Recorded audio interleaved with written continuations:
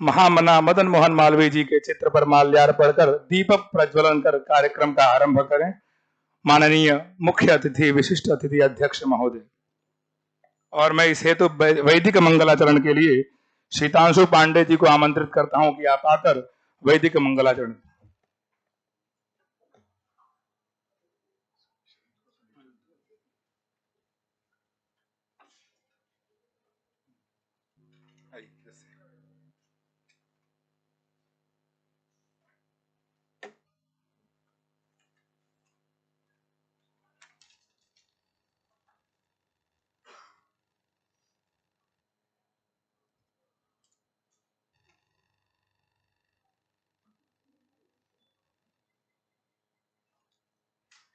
हरि ओम सदा सस्पति मदभूतं प्रियमिन्द्रस्य काम्यम् सनिं मेधामयासि ककुसवाः मेधां मे वरुणो ददातु मेधामग्निः प्रजापतिः मेधामिन्द्रश्च वायुश्च मेधान् धाता ददातु मे स्वाहा जदग्रामे जदरण्ये जत्सभायां जदिन्द्रिये जदेनश्च करेमाव्ययमिदं तदवयजामहे स्वाहा इमामे अग्न इष्टकाधेनवः सन्तवेका च दश च शतं च शतं च सहस्रं च सहस्रं चायुतं चायुतं च नियुतं च परायुतं चार्बुदं चान्यर्बुदं च समुद्रश्च मदीयन् चान्तश्च परार्थश्चैता मे अग्न इष्टकाधेनवः सन्त्वमुतरामुकमिल्लोके हरिः ओम। बहुत बहुत धन्यवाद। वैदिक मंत्रों से ये पूरा प्रांगण गुंजायमान हुआ। अब मंगल ध्वनि के बाद से काशी हिंदू विश्वविद्यालय की एक महनीय परंपरा है कि हम सब कुलगीत के माध्यम से अपने इस प्रांगण को धन्य करते हैं। तो मैं कुलगीत के गायन हेतु सुश्री नेहा सिंह और सुश्री सोनल सिंह को आमंत्रित करता हूं, जो वैदिक विज्ञान केंद्र की छात्रा हैं। आप आकर कुलगीत प्रस्तुत करें।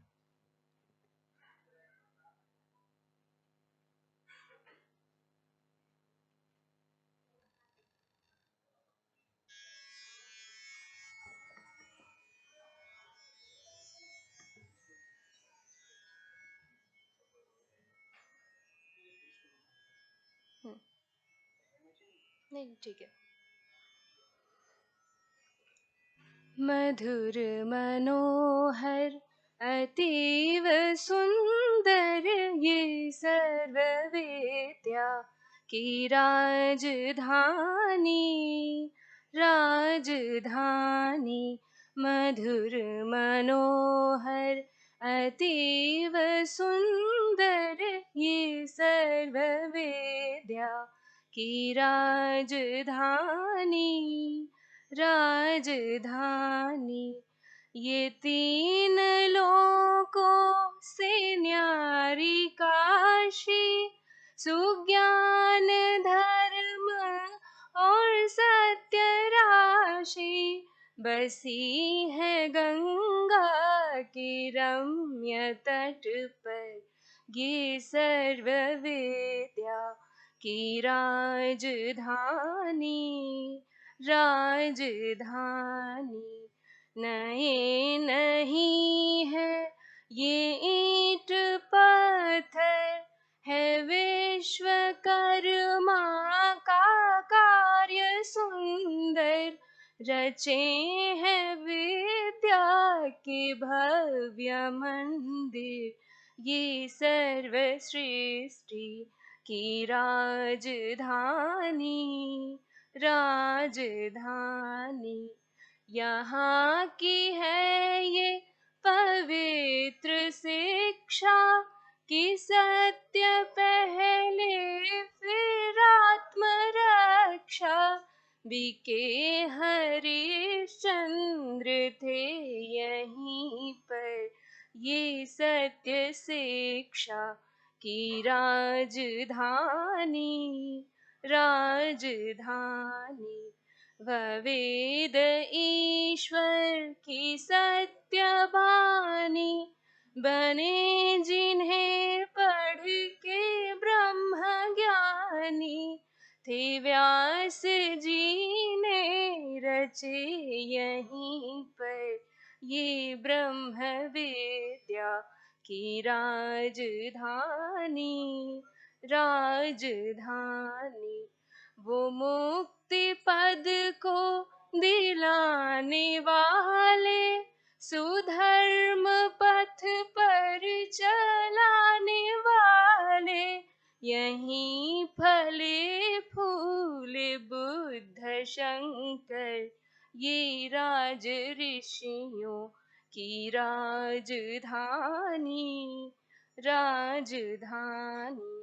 सुरम्य धाराएं वरुणा अस्सी, नहाए जिनमें कबीर तुलसी, भला हो कविता का क्यों न आकर ये वाग विद्या की राजधानी, राजधानी। विविध कला अर्थ शास्त्र गायन, गणित खनिज औषधि रसायन, प्रतीचि प्राची का मेल सुंदर ये विश्वविद्या की राजधानी, राजधानी। ये मालवीय जी की देश भक्ति, ये उनका साहस, ये उनकी शक्ति, प्रकट हुई है नवीन होकर ये कर्म वीरों की राजधानी, राजधानी। मधुर मनोहर अतीव सुंदर ये सर्व विद्या की राजधानी, राजधानी।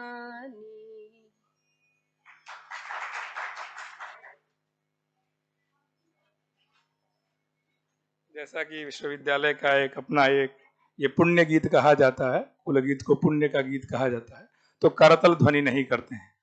ये एक महनीय परंपरा है कि जब हम कुल गीत गाते हैं तो करतल ध्वनि नहीं बजाते हैं। अब इसी क्रम में मैं माल्यार्पण मुख्य अतिथियों का माल्यार्पण हेतु मैं काशी हिंदू विश्वविद्यालय के आयुर्वेद विभाग के प्रोफेसर एच अवस्थी सर से निवेदन करता हूं कि आप जो वेद के महान विद्वान हैं और हम लोग के आदरणीय पूज्य गुरु जी श्री प्रोफेसर हृदय रंजन शर्मा गुरु जी को आप माल्यार्पण कर स्वागत अभिनंदन करें। प्रोफेसर एच अवस्थी जी, अब आप करतल ध्वनि के साथ स्वागत करें। और आपके बारे में जितना भी कहा जाए कम है। आपने वेद के हेतु बहुत सारा योगदान किया है। 250-300 छात्रों को आपने वेद की ऋचाओं के द्वारा, वेद के मंत्रों के द्वारा उनके अंदर एक अच्छा उद्गार हो और वो भविष्य में एक नया एक भारत बना सके, एक नवीन भारत का, नवीन भारतीयकरण का करने का आपने जो कार्य किया, इसके हेतु आपका जितना भी सम्मान किया जाए वो कम है। और हम इसी क्रम में अब मैं मृत्युंजय देव पांडे सर से अनुरोध करता हूं कि मैं प्रोफेसर विजय शंकर शुक्ल जी का आप माल्यार्पण कर स्वागत अभिनंदन करें। हम अपने अतिथियों का जो माल्यार्पण करते हैं वो एक औपचारिकता तो होती ही है, लेकिन हम इसलिए करते हैं ताकि एक नई परंपरा जो हमारे पास है उस परंपरा का सम्मान होता है। हम वेद जगत से होते हैं और वेद जगत में परंपरा का एक बहुत महान योगदान कहा गया है, तो इसी हेतु हम परंपरा का सम्मान करते हैं। और परंपरा के सम्मान के क्रम में ही अब हम काशी हिंदू विश्वविद्यालय वैदिक विज्ञान केंद्र के समन्वयक और गुरु जी का ऐसा आदेश हुआ कि जिन्होंने इस पूरी पुस्तक पे अपना पूरा समय दिया है, सामान्य पुस्तक नहीं है, हमने तो पढ़ा है, क्योंकि ये कृष्ण यजुर्वेद से रिलेटेड पुस्तक है और हम कृष्ण यजुर्वेद के ही हम छात्र हैं, तो हमें इस पुस्तक के बारे में मालूम है। आपने बहुत मेहनत किया है। आपके माल्यार्पण हेतु मैं काशी हिंदू विश्वविद्यालय वैदिक विज्ञान केंद्र के समन्वयक प्रोफेसर उपेंद्र कुमार त्रिपाठी सर से निवेदन करता हूँ कि आप माल्यार्पण कर स्वागत अभिनंदन करें। इसी क्रम में हम विधि शास्त्र के महान विद्वान अनूप सर से एक बार निवेदन करता हूं कि आप आकर वैदिक विज्ञान केंद्र के समन्वयक प्रोफेसर उपेंद्र कुमार त्रिपाठी सर का आप माल्यार्पण कर स्वागत अभिनंदन करें। आज ये जो प्रकल्प आपको दिख रहा है उसमें गुरु जी का बहुत बड़ा योगदान है और इस हेतु इस महनीय परंपरा का सम्मान है। धन्यवाद आप सभी का सम्मान हेतु। अब मैं बहुत समय न लेते हुए काशी हिंदू विश्वविद्यालय वैदिक विज्ञान केंद्र के समन्वयक प्रोफेसर उपेंद्र कुमार त्रिपाठी सर से निवेदन करता हूं कि आकर स्वागत उद्बोधन प्रदान करें। सदाशिव समारंभां शंकराचार्य मध्यमां अस्मदाचार्य पर्यंतां वंदे गुरु परंपरा। वैदिक संस्कृति समिति हैदराबाद द्वारा आयोजित अरुण प्रश्न का विज्ञान विषयक आज एक पुस्तक विमोचन के इस कार्यक्रम की अध्यक्षता कर रहे वेद के विस्तृत विद्वान गुरुवर प्रोफेसर हृदय रंजन शर्मा जी, विशिष्ट अतिथि प्रोफेसर विजय शंकर शुक्ल जी जो वेद के प्रतीचि और प्राची दोनों विद्वान हैं, और इस ग्रंथ के लेखक सीताराम अय्यागारी जी जो यहाँ हैदराबाद से और आप विदेश में रहते हैं और आपकी ही पुस्तक है, आप यहाँ पर मंच पर विराजमान हैं। मैं केंद्र की ओर से आपका अभिनंदन करते हैं, स्वागत करते हैं। हमारे बीच हमारे सम्मुख प्रोफेसर जयप्रकाश लाल जी हैं जो कृषि विज्ञान संस्थान में डिस्टिंग्विश प्रोफेसर हैं। प्रोफेसर सुमन जैन मैडम हैं, हिंदी विभाग के आचार्य हैं। डॉक्टर DS त्रिपाठी जी हैं, पर्यावरण वैज्ञानिक हैं। डॉक्टर अनूप जी हैं, लॉ के विधि के विद्वान हैं काशी हिंदू विश्वविद्यालय में। प्रोफेसर HH अवस्थी जी जो आयुर्वेद संकाय में विद्वान हैं और इस हमारे वैदिक विज्ञान केंद्र के गेस्ट फैकल्टी हैं। प्रोफेसर वर्मा सर जो आज हमारे बीच एक अतिथि के रूप में उपस्थित हैं। आप उत्तर प्रदेश शासन से आज एक मीटिंग थी उसमें आप आए थे, आपका भी विशेष रूप से मैं अभिनंदन करता हूं इस कार्यक्रम में। प्रोफेसर मृत्युंजय देव जी, ये आप रसायन शास्त्र के काशी हिंदू विश्वविद्यालय के विद्वान हैं। Professor Mrityunjay Dev ji, professor Kartikeya Srivastava ji agriculture science के जो है कृषि वैज्ञानिक हमारे काशी हिंदू विश्वविद्यालय के विज्ञान संस्थान में, और हमारे प्रोफेसर स्वर्ण कुमार जी आप भी कृषि विज्ञान के विद्वान हैं। और हैदराबाद से इस वेद संस्कृति समिति से उपस्थित यहाँ पर अनेक शुद्धिजन यहाँ उपस्थित हैं, अनेक भातृगण भगिनीगण यहाँ उपस्थित हैं, छात्रगण हमारे केंद्र से जुड़े हुए हैं और कृष्ण मुरारी जी जो हमारे इस प्रोग्राम को संयोजन कर रहे हैं। सबका समवेत रूप से अभिनंदन करता हूँ। देखिए, विषय आज का जो ग्रंथ का है वो है अरुण प्रश्न का विज्ञान। देखिए, अरुण से सामान्य तौर पर हम जानते हैं सविता जो है सूर्य है, और हमारे यहाँ कहा गया सविता प्रसविता। सविता जो है सभी को अपने अपने कार्यों में संलग्न करती है। यह सविता जो है सभी को अपने अपने कार्यों में, जैसे कि जब सूर्योदय होगा, सभी सूर्योदय होने के बाद हमारी दिनचर्या प्रारंभ हो जाती है, सभी अपने कर्तव्यों में संलग्न हो जाते हैं। इसीलिए हमारे यहाँ सायण ने सविता शब्द का कहा सविता प्रसविता, जो सभी को अपने अपने कार्यों में संलग्न करें। तो ऐसे जो अरुण प्रश्न जो कि कृष्ण यजुर्वेद के तैत्तिरीय आरण्यक के प्रथम अध्याय में जो अनुवाक हैं और उस पूरे अनुवाक में जो मंत्र हैं उसका एक वैज्ञानिक एनालिसिस आपके द्वारा इस ग्रंथ में किया गया है, जो अभी विमोचन होगा, आप लोगों को वितरित भी आपके द्वारा किया जाएगा। और आप विज्ञान के अध्येता होने के साथ साथ दक्षिण भारत में विशेष रूप से यह एक बहुत बड़ी चीज है कि अपने शाखा स्वाध्याय के क्रम में अपने शाखा का स्वाध्याय, हमारे यहाँ क्या स्वाध्यायोधितव्य, स्वाध्याय शब्द का ही मतलब है स्व शाखा का अध्ययन करना। तो स्व शाखा, भले वो साइंटिस्ट हो चाहे वो किसी भी कार्य क्षेत्र में जाएं, लेकिन जो अपनी स्व शाखा होता है उस स्व शाखा का वो गुरुमुखोच्चारणानुच्चारण क्रम में वो अध्ययन करते हैं। तो उस परंपरा का मुझे लगता है कि सीताराम जी उसका अनुपालन किए हैं और अमेरिका में रहते हैं, आप साइंटिस्ट हैं और आपसे कई बार टेलीफोनिक और मेल पर चर्चा हुई और आपकी इच्छा थी कि वैदिक विज्ञान केंद्र में इस पुस्तक का विमोचन हो, तो हमें तो ऐसे लोगों को यहाँ पर इकट्ठा करने का अवसर मिला। तो मैं ज़्यादा समय न लेते हुए, क्योंकि इस ग्रंथ में जो विषय दिए गए हैं वो उसके विषय में चर्चा हमारे माननीय हमारे आचार्यगण करेंगे, लेकिन सामान्य तौर पर जो हमारे पास जो एक पत्रक है उसमें अरुण प्रश्न, जिसे सूर्य नमस्कार के रूप में जाना जाता है, सूर्य भगवान जो सूर्य देवता की पूजा करने के लिए सभी वेद मंत्रों में सबसे महत्वपूर्ण माना जाता है। यजुर्वेद के तैतरीय आरण्य के प्रथम प्रश्न में संपूर्ण अरुण प्रश्न मंत्र मिलते हैं। इसे सूर्य नमस्कार प्रसन्नम कहते हैं। और इसके संदर्भ में इसमें जो विषय है उस विषयों को इसमें बताया गया है कि जब जप किया जाता है तो संप्रदाय प्रत्येक पंचाती अनुच्छेद के अंत में वैकल्पिक रूप में प्रत्येक अनुवाक में समापन में अपनी स्वास्थ्य स्थिति के आधार पर सूर्य की ओर मुख करके साष्टांग नमस्कार की पेशकश करना यह संप्रदाय है।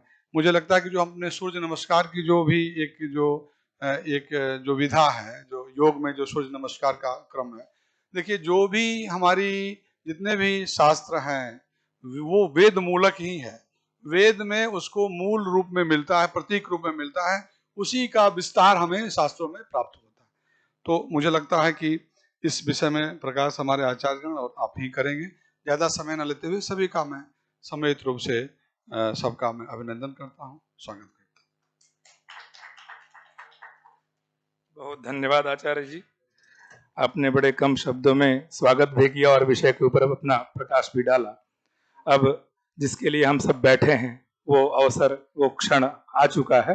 पुस्तक विमोचन हेतु मैं आदरणीय महनीय विद्वानों से विनम्र निवेदन करता हूं और हमारे समक्ष जो काशी हिंदू विश्वविद्यालय के रत्न कहे जाते, सभी आप बड़े हैं, आप थोड़े सुधीजन हैं और सभी आप आ जाएं और पुस्तक के विमोचन होती हम आपसे साग्रह प्रार्थना करता हूं कि स्टेज पे आएं सभी आदरणीय प्रोफेसर बंधु और आके पुस्तक विमोचन होती आए।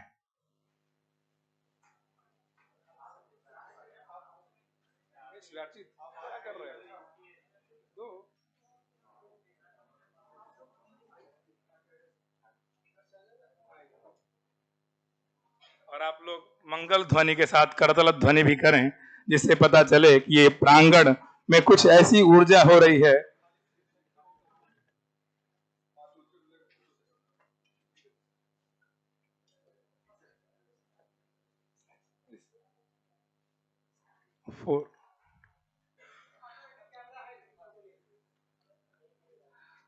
जी जी, हाँ, बहुत बहुत धन्यवाद। जिस सरस्वती की उपासना आपने की है, उस सरस्वती की उपासना का ये फलस्वरूप काशी हिंदू विश्वविद्यालय में जो फल मिल रहा है, ये सामान्य विषय नहीं है। बोलते हैं कि हम जो भी पढ़ाई करते हैं या जो भी करते हैं काशी में उसकी परीक्षा होती है, तो आपने अभी तो इस पुस्तक का विमोचन और भी जगहों पे कराने का बड़ा प्रयास था आपका, और ये लेकिन काशी में आपका बहुत मन था कि काशी में हो और काशी में महामना जी की तपोभूमि में हो। ये बहुत ही अत्यंत गौरव का बात है। सादर साभार पुनः एक बार करतल ध्वनि के साथ आप सभी वंदन और अभिनंदन करें।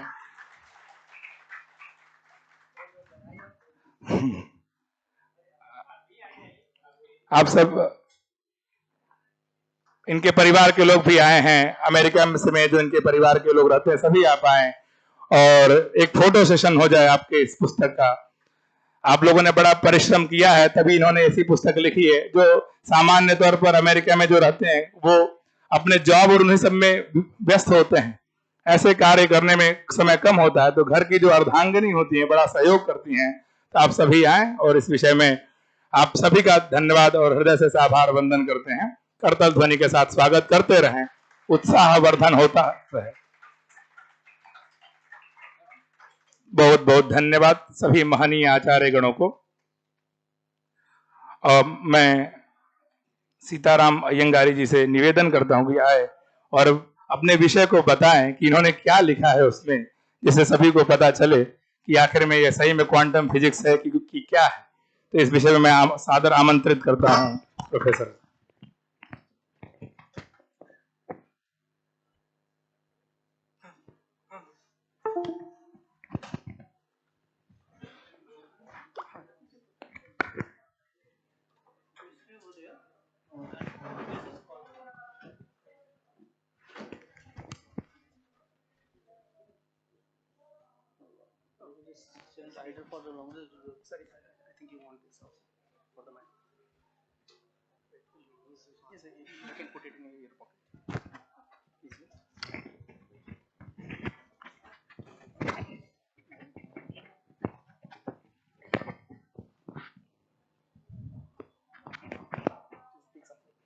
Hello, hello, hello, hello. Say here. Yes, sir. You can take it here also. Yeah.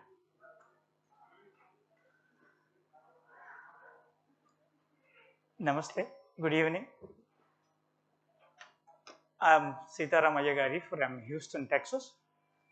My native place is Kakinada in Andhra Pradesh, East Godavari district. Today I'm here with the blessings of so many people, help of so many people. First, I would like to thank Vedic Vijnana Kendram, Banaras Hindu University for organizing this one. I would like to extend my sincere thanks to Sri Dr. Upendra Kumar Tripathi ji for, for all the communication, conversations, emails exchange. Am I echoing? Oh, I thought about that. So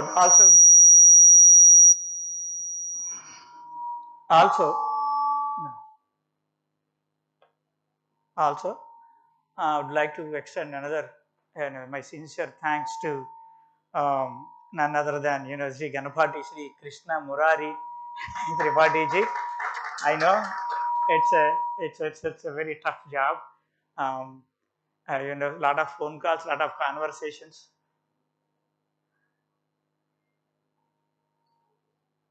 Lot of conversations, and thanks for a lot of patience. And I would like to thank Dr. Hridaya Ranjan Sharma ji for coming all the way for my book launch. Thank you so much. And also Dr. Vijay Shankar Shukla ji, thank you so much for coming all the way for a nice evening today. And also today is Sharit Tridoshi Pradosham today. A very auspicious day and Kartika Masam, and a lot of people do this, especially in places like Kashi. Everyone will be at Abhishekams. So when you come in here, I mean, it means a lot to me. So thank you so much. So coming without wasting much time, we would like to come back to our today's topic, the science of Aruna Prashna. My Shakha is Krishna Yajurveda Shakha, Adhyayi, and I have been practicing Shukla Yajurvedam for since 2003, I think.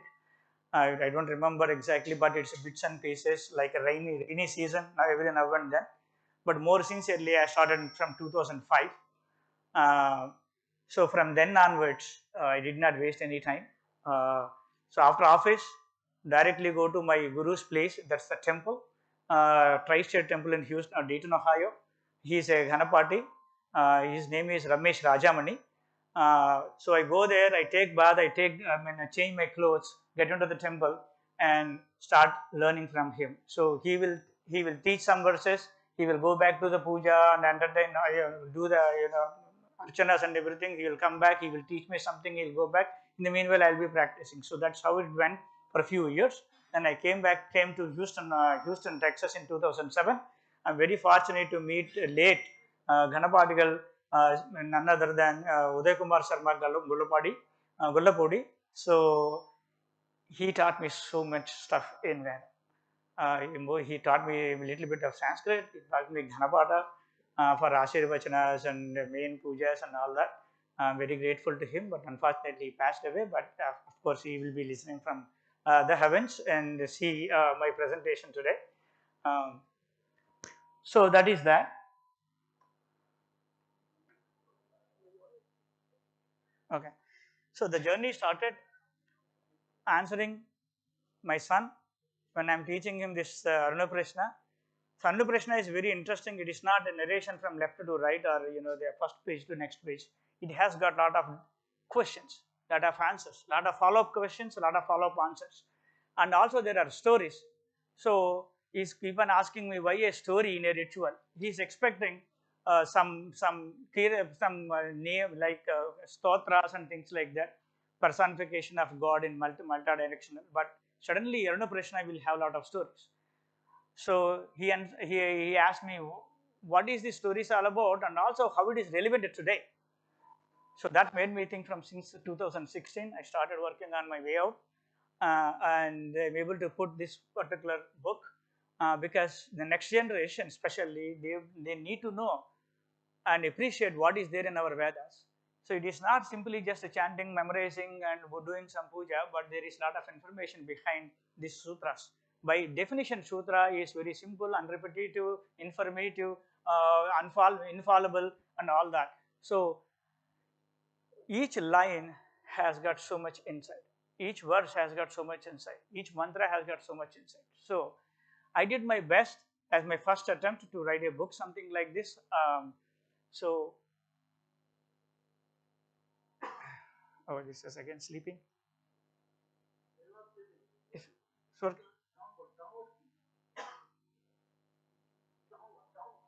oh, donkey. Oh, sorry. Oh, thank you. So today's outline is so Vedas and Vedangas. I know you're all Vedic students. It is my general presentation, so it is just for everyone's benefit. I just put few slides. I will skip, zap through, and I will get to the main subject in few minutes. So I will go through Vedas and Vedangas and Pramanas, Darshanas, Mimamsa and Apurva in its a second. Then I will talk about my frameworks that I used to analyze this under Prashna. Then I will talk about the books, the topics that I covered in the book. Then today's topic is only limited for only two topics. One is Earth, other one is gravity. Then I will talk about what is modern science, where the modern science stand today on these two topics, and I will explain what Aruna Prashna's standpoint on what Aruna Prashna is saying from my perspective. So then I will talk about the conclusions and also how to go from here, next steps, because it is not the end, it is just the beginning of first step out of maybe 100 steps or maybe 1,000 steps, but definitely it is the first step in this direction. So let's see the frameworks and go through these slides. Next. Yeah, sorry. So we have got, I just put a very simple diagram. Vedas are four Vedas: Rig, Yajur, Samaveda and Atharvana Veda. Then we have got, every Veda has got four parts to it: Samhita, Aranyakam, Brahmanam and Upanishads. Then we have to analyze this one, understand this one. We have got Vedangas, which are limbs of Vedas, which is called body parts of the Vedas. Each one has got its own significance. So we will go with the Siksha, which talks about the annotations and how to pronounce and how to move the hands in some Vedas. Then we will look about the Kalpa, how to prepare, how to perform an yajna. And Vyakarana, it is a grammar, and Niruptam, which is the etymology of words, etymology of words, and the Chandas, which talks about the meter, which dictates so many things. Of course, you are all well versed with it. Next is the Jyotisha. It is not the simple astrology where we have kundalis for our birth stars. It is to figure out the auspicious day and the time and the location for a given yajna. This Jyotisha is strictly for performing the yajna at the right time to make it more effective. So improve the effectivity. Next, when I'm talking about the pramanas in Hinduism or Sanatana Dharma, we have got the 6 pramanas: Pratyaksha, Anumana, Upamana, Shabda, Anupalabdhi, and Ardhabhatya and Anupalabdhi. Why I said this one is I would like to highlight and Shabda. Shabda is a pramana which is the Vedas or Shruti, what you call, then a testimony of what experts sometimes. That the Pratyaksha is the sensory and the extended sensory perception. Anumana is the reasoning. Upamana is comparing and analogy, and Anupalabdhi circumstantial implications. Ardhabati circumstantial implication. Anupalabdhi is negative perception. And here I stop a minute and talk about the Shabda. Out of all these pramanas, science accepts only two pramanas. One is Pratyaksha, the other one is Anumana. All four are for Shruti and Shruti related Shabdas, I mean, for our Hindu philosophy. But the scientists, when they put this cap of the scientist, they believe only two things. One is Pratyaksha, the other one is Anumana. Let's go. Then we have got darshanas. I'm not talking about the darshanas here, but I would like to emphasize the importance of one particular aspect of these darshanas. So the Nyaya Vaisheshika, there are three groups. So each group has got two darshanas. One is Nyaya Vaisheshika is one group, Sankhya Yoga is one group, and Purva Mimamsa, Uttara Mimamsa is one group based on one type of category. So here I bolded the Purva Mimamsa and Uttara Mimamsa just to highlight it is the Mimamsaka. Mimamsaka is like scientists. They believe in Pratyaksha Navana, but also they believe in Apurva, which scientists may and may not believe. So the importance of Apurva we'll see in a minute. And the so Mimamsaka standpoint. So what do they believe on Shabda? So for them, Veda is being Anadi and it's timeless. Then Apaurishaya, it is unauthorized by anyone, and Swatah Pramana, it is valid in and of itself, and it is the most important and infallible Shabda. So they believe in Shabda Veda is right. If something somewhere we have a doubt, that is right, and we will we will find out a reason to be right in some other way. Next, Apurva. Apurva is very important for Mimamsakas. So Apurva means results of action will not be seen at the time of performing the action, but you will see some other time where which is perceivable. Perceivable results will come some other time. For example, is the Putrakameshti Yagam. When you do the Putrakameshti Yagam, you don't see the results right away. It takes some time. In the same thing with Ramayana, in Mahabharata, we have got so many examples of so many yagas where results will not be seen right away, but eventually they will happen in due course. So that's called Apurva, and I believe I'm a Mimamsaka. I believe in Apurva, and this whole thing is based on my Mimamsaka standpoint of my version. So then the Aruna Prashna, and of course Dr. Tripathi gave a brief on Aruna Prashna. Here it is housed in Krishna Yajurveda Aranyakam. Out of 5 Prapatakas, this is the first Prapataka, and it contains 32 Anvakas, 132 mantras. The mantras of Aruna deals largely with the Surya Upasana, also known as Suryopanishad. It is conventionally practiced for several things. I just mentioned a few: life enhancement, progeny, removal of eye disorders, banishment of untimely death, and etc. And also, it covered as a science student, it covered a wide variety of topics. It's not just one topic or 2 topics; it's a wide variety of topics. And also everything is in sutras, as I said. So a highly compressed, encoded information is available. So we have to decode it and expand it, so it makes more sense to the current generation. It is not okay. Let me give you a disclaimer. It is not that no one understood this one before. They understood, but the language of their understanding, their communication is different. Today we don't have that kind of communication. For example, earlier everyone in Bharat used to speak Sanskrit. But today, if somebody talks in Sanskrit, no one understands. It is not that Sanskrit is not useless. It is the best of the best, but it's not in use. So that similarly, the meanings of the mantras also, a lot of people understood, but when they communicate, we are not ready to receive that information. So that's this one is for the current generation. It's not for Veda Pandits. It is just for people like me and my son. So. Oh, sorry, I have to explain this one. So my framework is very simple. It's a 4-step framework. When I see a verse or a mantra, first I will try to understand the subject of the mantra, because one mantra in the Shastras, one mantra may be applicable, it may be valid in multiple areas. So I always give one example, but I will give you the same example again. When we see the Gauri Mimai Salilane Rakshari, that mantra is actually starts with Gauri. So that means when you do a Gauri Puja, we'll use that Gauri mantra and do the prayer. But Gauri is, the mantra is actually talking about Saraswati, Vagdevata, Parapashyanti, Parapashyanti, Madhyama Vaikari. So when you take that framework, then the Gauri is become the Saraswati Devi. When you talk about the Navagraha Pujas, Gauri is akin to Chandra, the moon. So when this mantra you chant, when you chant for the Chandra. So the mantra is the same thing, but the meaning changes based on the context. So the context, the subject is very important. Is it Gauri? Is it Saraswati? It is moon, or is it anything else? So first we have to identify the subject.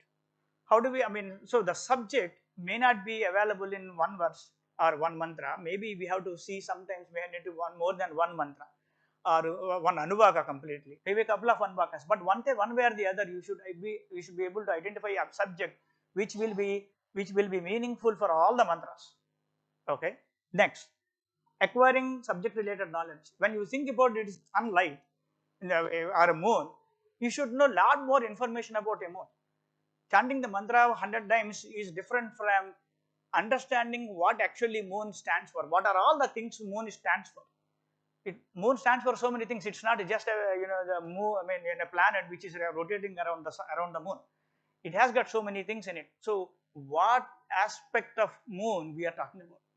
If you talk about a plant, we should think about lot more about the plants. If you talk about Saraswati, Vagdevata, you should know how to communicate, how the sound propagates. All that information you should know.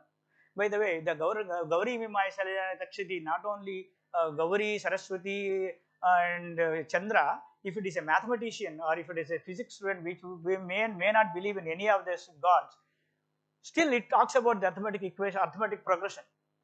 Ekapadi is 1, Dvipadi is 2, Chatushpadi is 4, Astabadi is 8, Navapadi is new. So it is talking about the progression. 1, 2, 4, 8, 16, 32, 64, whatever number, as long as you can count. So that's a progression. It's talking about the progression. Then you have to say, see the mantras which are used, earlier or after Gauri Maya in that particular context, and see whether the mathematical progression makes sense. Okay. Next is applying the knowledge. Applying knowledge to the interpretation. Once you know the respective knowledge, once you start talking about the moon or even the sun or a sunlight or botany, geology, gravity, whatever topic it is, once you know they acquire all the information, then you should start applying that information to the verses. That's the key. But first 2 steps are independent. Then you have to meaningfully combine those 2 spheres, right? Then additional knowledge. Additional knowledge is very important, because in mantras, and some mantras, it's only 3 rutus explained. What does it mean? Is it 3 or only mentioned 3? They know all the 6, but only mentioned 3, or at that time only 3 seasons are available. That clarification you need. For that you need extra information.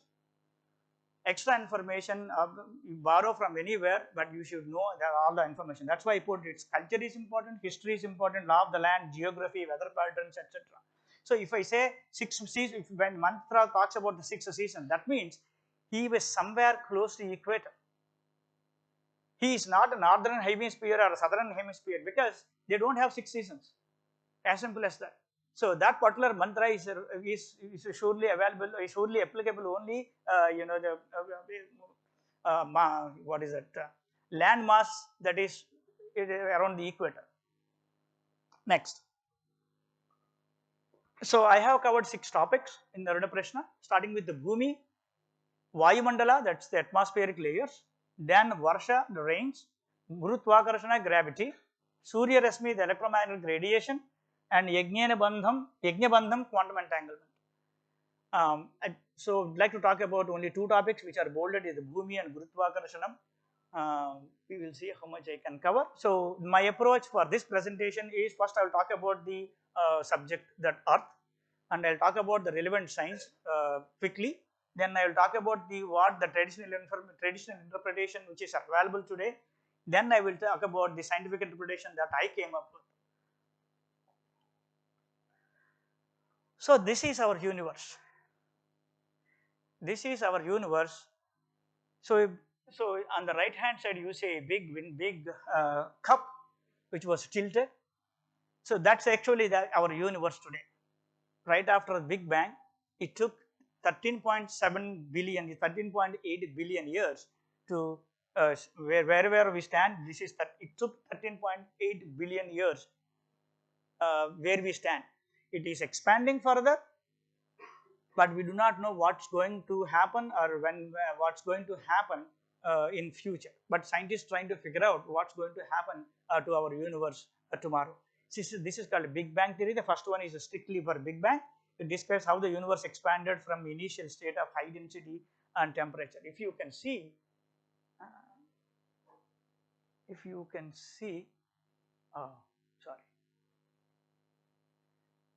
see, there is a white light. There is no material.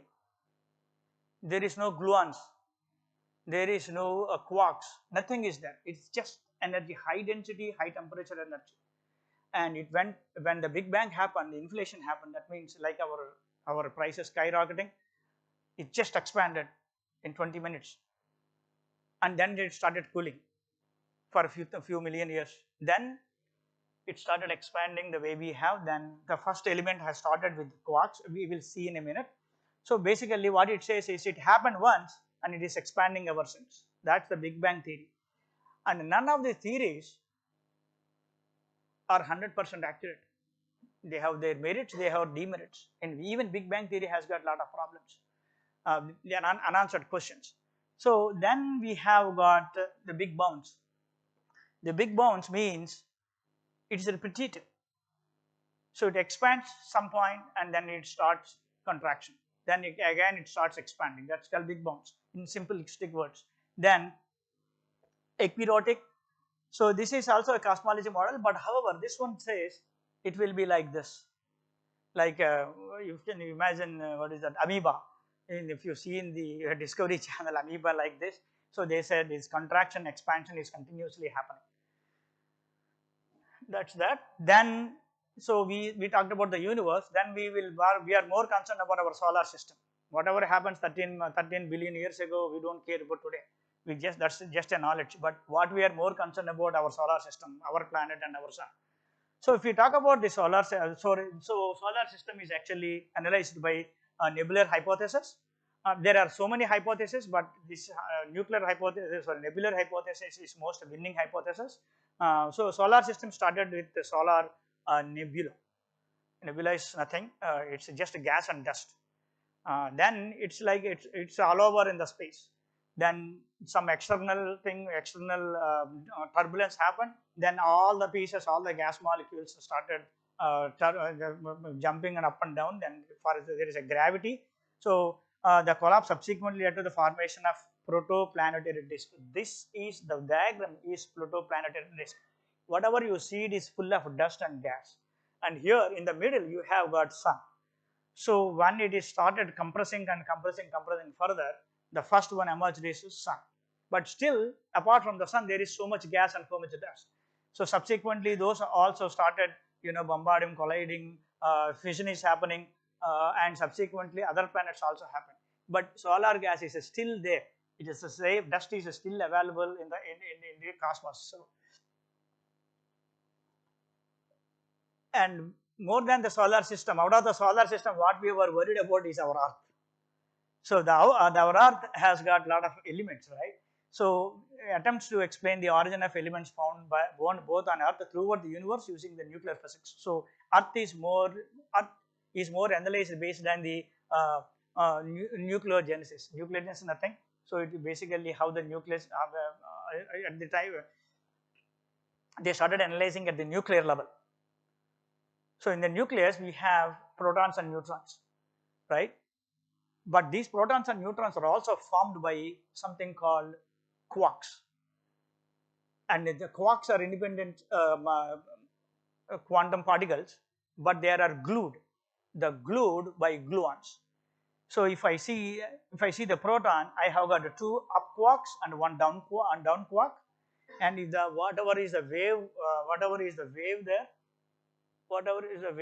that's called a gluon. That's what is a gum. It binds them together. And for the neutron, it is a 3 gluons, but the thing is Here is one up quark and two down quarks. That's the only difference. With these, first hydrogen atom has come in, then fission using with from hydrogen atom emerged, and interaction between hydrogen nucleus formed helium, then it went to lithium, then beryllium, then stopped. After some time, then the hydrogen heavy atoms came up with the deuterium and cesium. Then remaining higher elements from carbon all the way to iron, they formed over a period of time. Scientists believe to be produced via thermonuclear fusion during various stages of stellar evolution. It's not happened overnight, it took billions of years. Now, all the so there are man-made heavier elements and natural heavy elements. So some of them actually came from supernova. So whatever jewelry you guys are wearing, the gold, it is actually product of supernova. Some supernova happens, some collapses, you will get the gold. Anyway, so that's that. So then the most important element for us to live is water. That's the difference between Earth and all other planets. So the sources of water is strictly unknown, but we have got hypothesis. Scientists came up with hypothesis, and they said some believe more than half of the water Earth is older than the sun itself,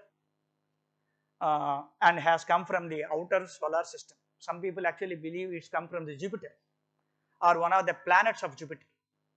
And some believe all the water came from the icy planetesimals, like small cubes. They came that collided with Earth. Then some believe the water trapped with the rocky meteoroids. So meteoroids keep on hitting Earth. Inside the meteoroids there is water, and once they hit, the water emerged and water stayed there.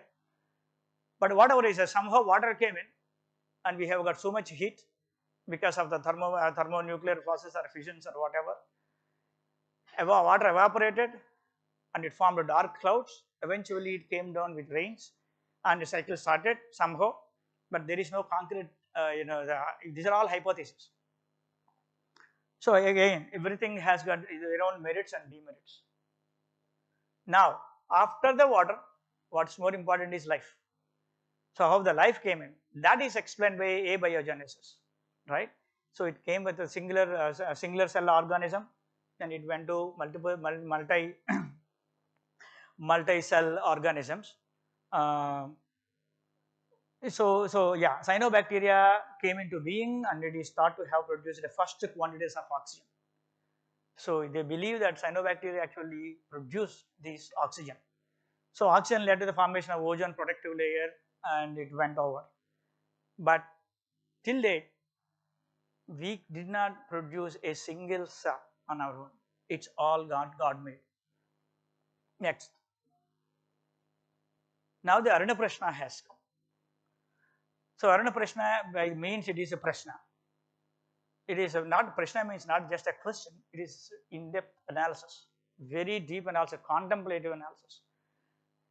So you see one Muni came, one Muni standing, he is Vatsa Mahamuni. There are 32 Mahamunis or Maharishis being mentioned in Aruna Prashna. And there are so many disciples, they will be asking some questions, and he will be answering their questions. So on the Bhumi chapter, it is in the 23rd Anuvakam of Aruna Prashna. It has got 15 mantras. So first 1 to 13, that it starts with Abhava, Idamasam, Salilam Eva, that's from it starts. And in there it talks about the creation of earth. I will tell you the story in a minute. And it ends with 23.14, actually it's not 4, it is 14 I think. Sorry, 4. In 4, he says, Shariram Adhunuta. Adhunuta means just like doing like this, something like that. Then we talk about, then in 14th actually talks about the summary. 15th talks about what's the use. Then we would like to give a perspective. This is how the space is. It is not a plane. Minutes. 10 minutes. Yeah. So this is a space-time fabric. Sorry, continue. Sure. So this is a space-time fabric. This is how the space is. So imagining the space is very difficult. So scientists came up with this model. So it is like a sagara. It is full of waves, with peaks and troughs. Continue. Okay. Yep. Thank you. Because I would like to give the perspective of science. Without knowing science, it is very difficult it's very counterintuitive to know certain things. So that's why I'm here. Okay. So see, it is ups and downs. It is going like this. So where are the planets? Planets are like this. This is our Earth, and the next one is a small one is our Moon. So when Earth is placed, you see a big dip. So that dip is because of the fields. So that's gravity. I will give you more details very soon, but for just try to put in this information, try to digest this information for now. And the right hand side you see 3. So the heavier one, which has got more deeply pulled in, and the mid-size one has somewhat pulled in somewhat. That the third one is very lightly pulled in. That's how the space is.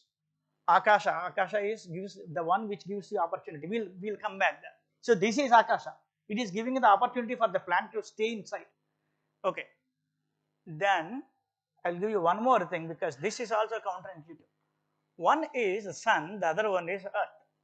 See, in between there is a huge wave. You can see this is a huge wave. So this is a huge ship. Next to the ship there is a small boat. When both are traveling with this, it will create huge waves, whereas this creates small waves.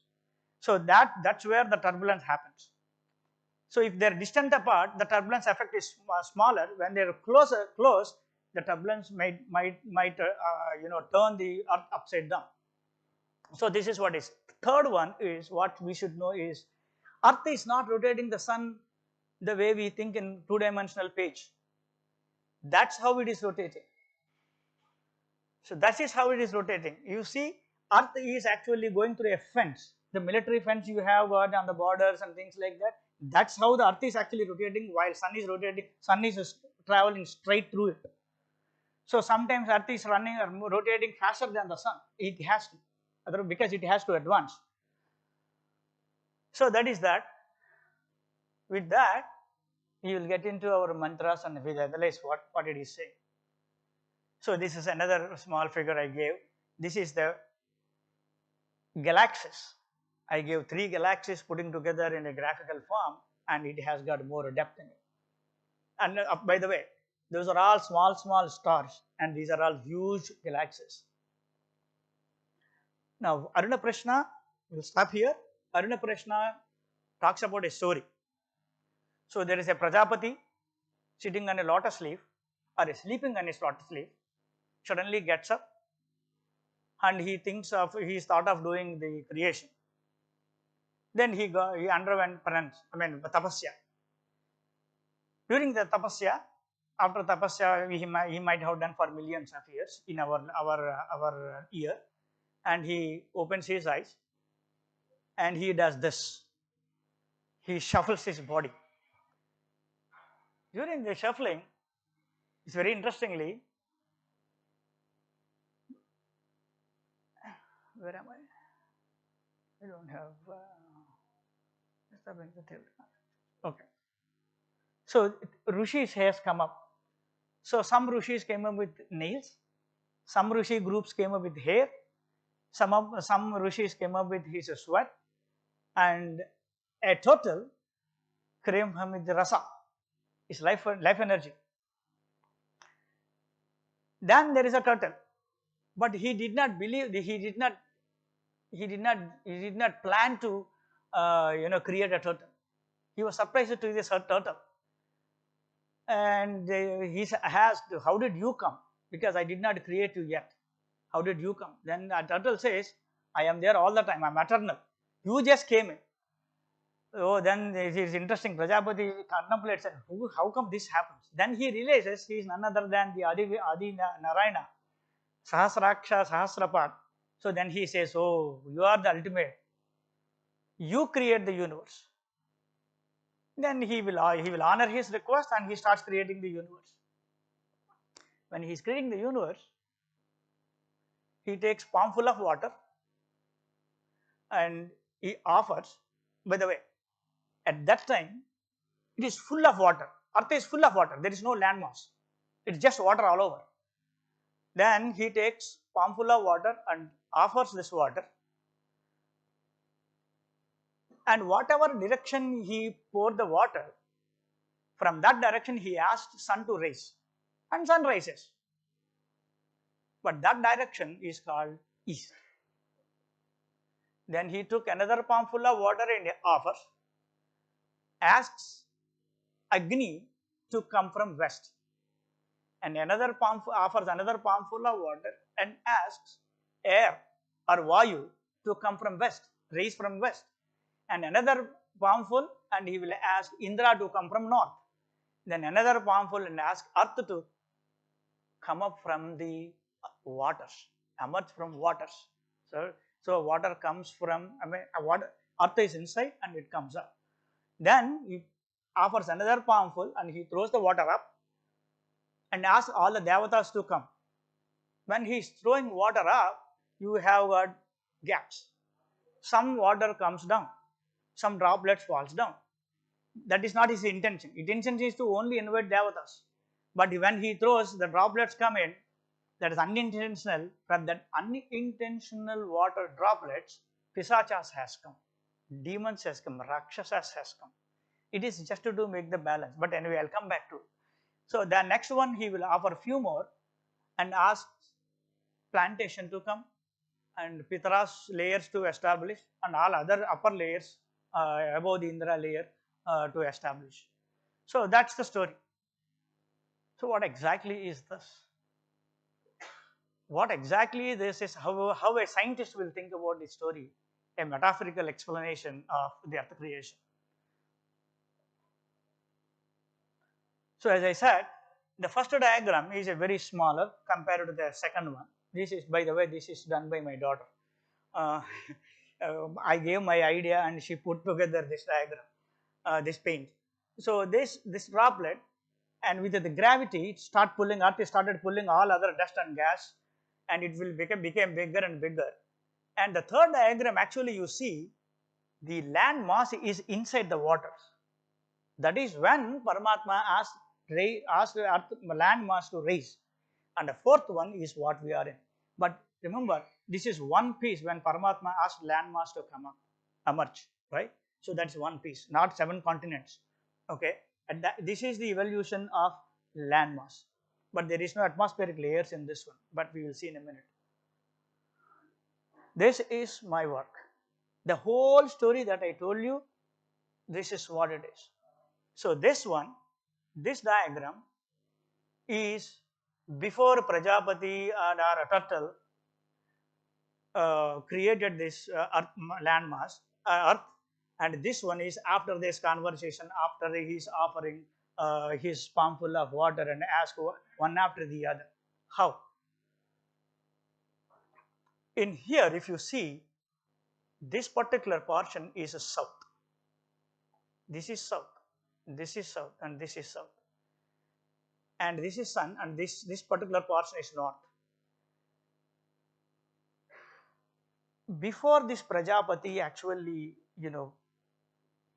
started this creation, earth is like that. That means it only saw the south. Sun, only observer on south side only see the sun. The observer on the north side never saw the sun. He never exposed to the sun. The way we are never exposed to other side of the moon today. We only see the moon, only one side of the moon. The other side we don't know. Recently, India and US made a joint venture to see what's there in the other side of the moon. But moon is also rotating, but its axis is like this. The axis is like this, not a tilted axis the way we have. That's why we don't see what is there in the other side of the sun. It is the same story at that point of time. So if you keep that in mind, there are 2 observers here. One observer is here, Prajapati is here, and observer like you and I are in this room. So we are looking at this diagram. This is our observation, and Prajapati is here, was here. Then you remember first he poured the water and asked the sun to rise. Sun is already there. Sun is not rising. It's just a story. But what is sun rising means, this guy from an observer from this side saw it first time here. How? So it has to rotate this way. Unless it rotates the other way, he can never see the sun. That means rotation started at that time. Okay, if it is rotating that way, will I have, why this way? So that, and this tilt happens. See, look at this axis. Now north south is here. Earlier north south is here. When the tilt is happened here, it started from, and earth is rotating from here to here. So it is rotating this direction, and this is west, by the way. Since this is east and this is west, so west to east, it is rotating from east to east. Similarly, the north went north, actual north today. Earlier north is here and now north is here. That is Indra. Okay, so this is Indra and this is Agni. See, suddenly earlier the south is here and it went somewhere down. That is now south is where it is. So this is the interpretation that I have done. Now, what are these Devatas doing here? Devatas are our layers, atmospheric layers are our Devatas. If the atmosphere itself is not there, there is no possibility of life. We will die in no time. Everything will vanish in no time. So, the Devatas are actually protecting us from the electromagnetic radiation. Electromagnetic radiation is the enemy in Aruna Prashna. It is not Rakshasas with, unimaginable, sizes and shapes. It is just electromagnetic radiation. It is continuously coming, and it is trying, our atmospheric laser continuously trying to protect. So, here around the sun, around the earth, see now already the greenery started, water came in and everything came in here. So, this is my interpretation from this state is our story is telling. And this is a completely new hypothesis. No scientist told us before. So that's why I made a book for it. So this is our Vedas interpretation of, at least not Vedas interpretation. In Aruna Prashna, that is what has been mentioned. In Vedas, there are so many ways, so many times, so much of explanation. But in Aruna Prashna, it is very simple. So that simplicity, I made this particular diagram, and I came up with this hypothesis. Okay. And what is this? What is this? Why Paramatma, Prajapati did this one? That's important. We need to know what is that. That's the turbulence. Let me see whether I have the turbulence here. No, I don't have turbulence here. So the turbulence is this one. This is a bit important. Just pay close attention. Here is the sun and here is earth, right? If a planet, this is a wave. Earlier we saw the waves, right? If a planet moves, some foreign planet, it's coming from somewhere, and it moves in between these two. So there is one big ship and there is a small boat going peacefully, whatever it is. Suddenly one big ship comes in between them, then it will start huge ripples in the ocean, right? Same thing, the ripples will happen. That's called gravitational waves, right? Those will happen, and because its mass, it will undergo much more turbulences than sun do. Okay, that turbulence is our Vedas mentioned very simple word, very nice word. Did I put this one? Okay, adhunuta. Adhunuta means, traditional interpretation is this, but space interpretation is the turbulence. Something happened, some cosmological event is happened, some planet or it not necessarily in between them. It can be away from Earth also, away from the moon, away from the sun, but close to the sun, the other side. So, yeah, so that could have happened here also. Even that point also it will undergo turbulence. That turbulence made the small land mass to emerge from waters. And simply our mantras is very simple explanation, just 13 mantras. If you can, I mean, when Panditji chants this one, it may not take more than 3 minutes. The entire science in 3 minutes. The decode that it took 5 years for me, just for just this mantra. So that's power of our mantras. Just pay attention and be careful. Okay, that's that. So far so good. Is it even understandable? Yes or no? Yes? Okay. Because everything is so silent, I don't know what's happening. Anyway.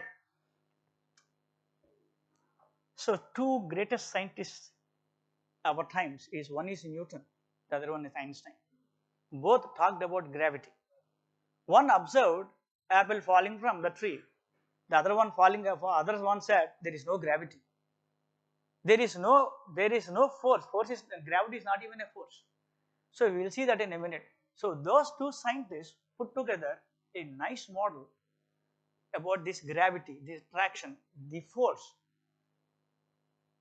But our Vedas talked about the same concept in a beautiful way. We will see that.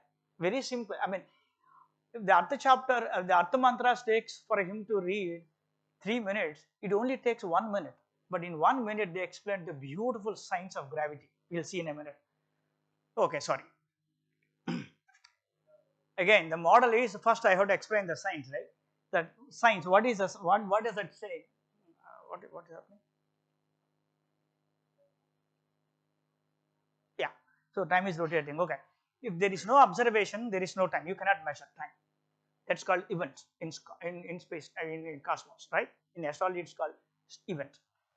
So in SI systems, we have got cesium atom, right? The vibrations is 1/10 billionth, 10 billionth time of the cesium 33 atoms ground state hyper fine transition frequency. With that particular time, that's called second, all other units have merged, like minute, 60 minutes, 60 seconds is a minute, 60 minutes an hour, 24 hours is a day, and all that, right, from year and all that. So they have got very small unit of time, and we developed all other units of time. Okay, that's good. So why I said time to gravity? That's an important question you will be asked. But just be there. I will connect both of them in a minute.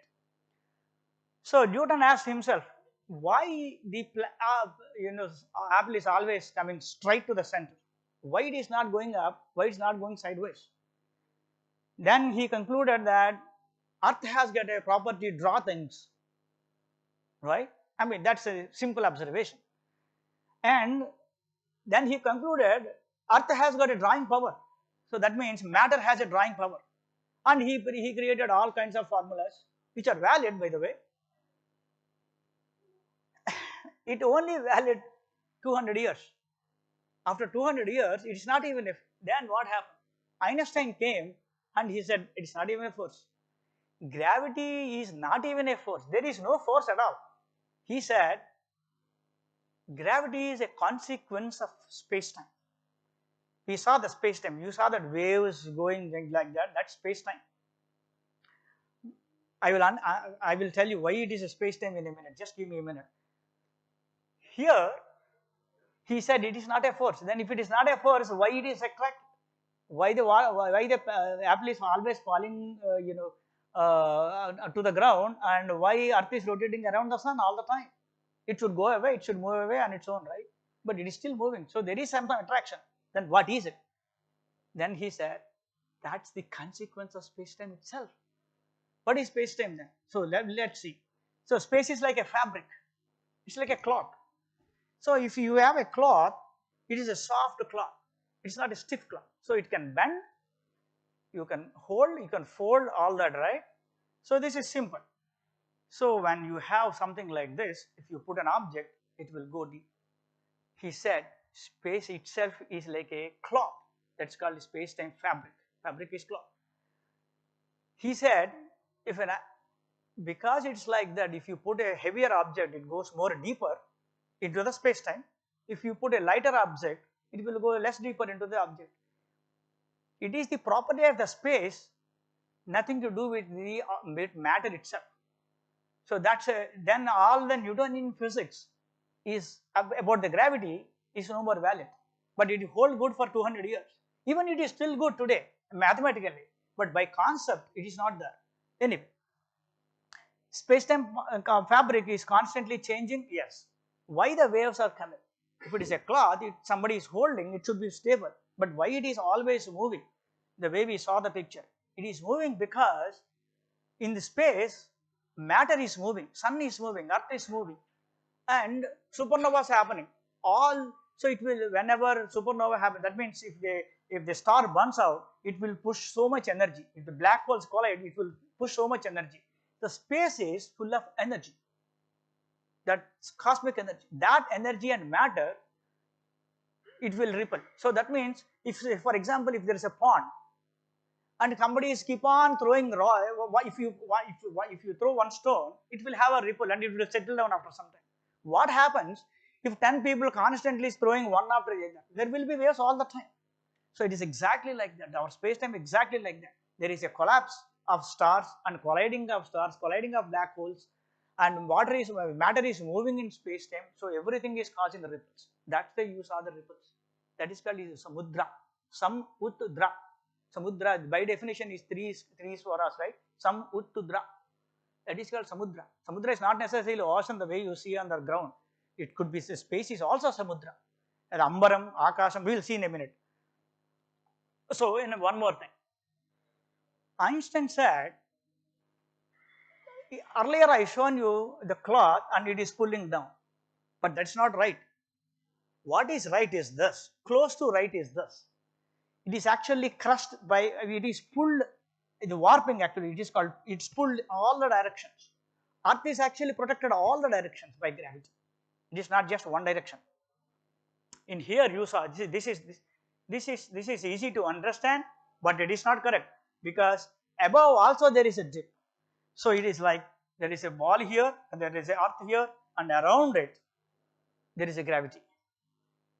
So if you can imagine a water tank, aquarium, and if you put a ball there, if you put a ball and hold it in the middle, water is around it, right? It is like that. The ocean, the space-time is around it, every object. Anyway, so that is that. And so the ripples, about coming to the ripples, Dr. Physicist J.A. Wheeler said, when matter rolls, when matter moves in space-time, it curves the space-time because it has got mass. If it is heavier, it will tell space-time how deep it has to go. On the other hand, space-time tells how the matter to move because it gives the curve and mass will move as per the curve. So both are mutually helping each other. We're dependent on each other and helping each other to move. And I put the same diagram here for to make you understand. So again Vatsumahamuni came and there are students and they will ask you questions. What questions did they ask? They asked so many questions. First question they asked is, where are all the units of time? And they asked the day, night, fortnight, 15 days, month, seasons, there are 2 months, right? Year are residing. Then also ask about the Truti, Lipta, all kinds of time units they asked actually. Then they asked, where are these water bearing clouds residing? So they saw the Ambaram, right? They saw this clouds, then they saw where exactly it is. It is not on earth. Where exactly it is? That's a very important question to understand. But anyway, so now next one is where are sometimes the water goes, because if you see water in pond, sometimes it will go down, right? Where is this water gone? So Vatsumanamani answered, all the time units reside in waters. Kalapsi nivishante. That's what he said. He did not explain any other units. All he said is Kalapsi nivishante. Then, okay, 5 more minutes. It's okay, okay.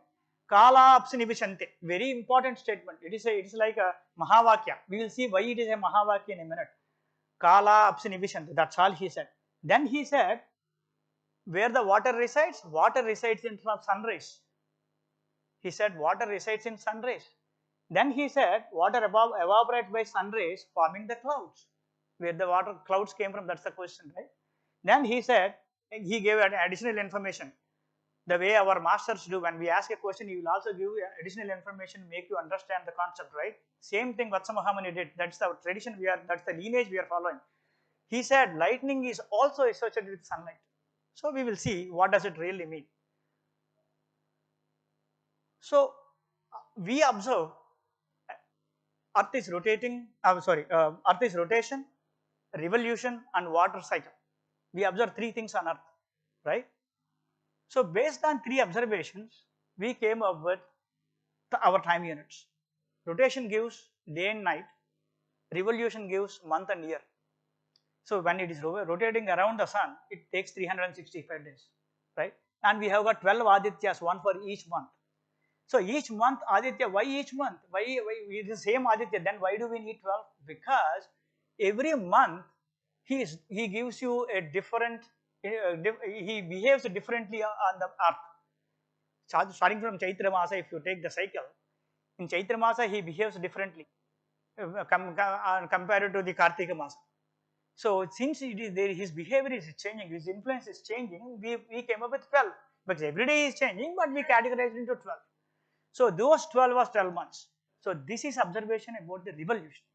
So then seasonal changes, seasons is based on our clouds, water cycles. Every 2 months the clouds changes, Sharad Ritu, Hemant Ritu and everything.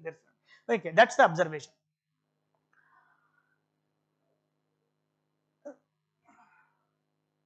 Here, this is my observation. So just let's pay some little attention to this one. Remember, he said Kala Apsu Nibishanti, right? What is this really Apsu doing? What is the Apsu waters means? If the water really mean water, physical water, you should find time in your swimming pools, in the ponds in the villages, waters in the rivers or ocean. You don't find, if you jump, you deep dive into river, you don't find time units there. Then what does it really mean? Definitely it is not water the way, it's simple meaning of water, it could be something else. So what I believe, I would like to see the Nigantu and see the alternate meanings for Apsu. One interesting thing for me is what I say is Antariksham. In Yaska Niruktam it is said Antariksham. Then I found out what is Antariksham really mean. Then it came up with Akasham, Ambaram, Samudraha. There are so many things. One I just took three for this context. Akasham is the one, the further etymology of this Akasham is the one which gives the opportunity for objects to live or stay. Then Ambaram. Ambaram is cloth. Suklam Bharadaram is a cloth. But Ambaram is just not a cloth. What happens if it doesn't bend?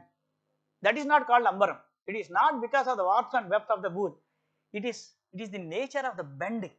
That is called warping. So you can cover some object with that particular, it can cover some object. That's why it is called Ambaram.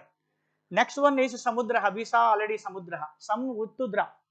Sam is nicely, Ut means up, Dra means flows, right? Very simple Sanskrit. So the one which flows upwards, as we see, is oceanic waves. Now, leave. This is the last one. Last one. Yeah.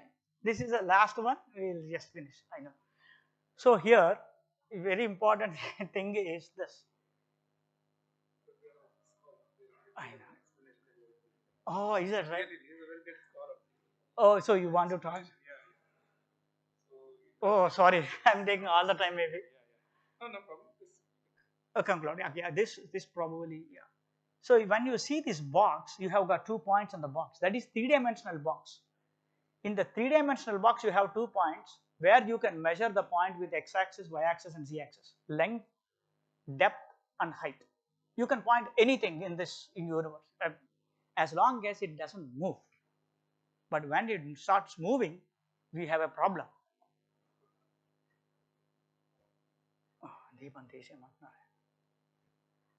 We have a problem with when it starts moving in space-time. So this is the this is how it is explained. Okay, that how it explains? We have got a fourth dimension called a T, that's time. So all these three dimensions in this box came into one axis in this box, also one direction, and this one is time axis. So an observer, when a person moves only in time, he is not making any advance in space. If a person moves only in space, he is not making any advance in time. So this area is the only possibility for that guy can move in space as well as in time. So that's what our mantra says. Our mantra says Kala Apsi Nivishante, that means time is a coordinate in space time. Apsu is space time. That's my conclusion on time.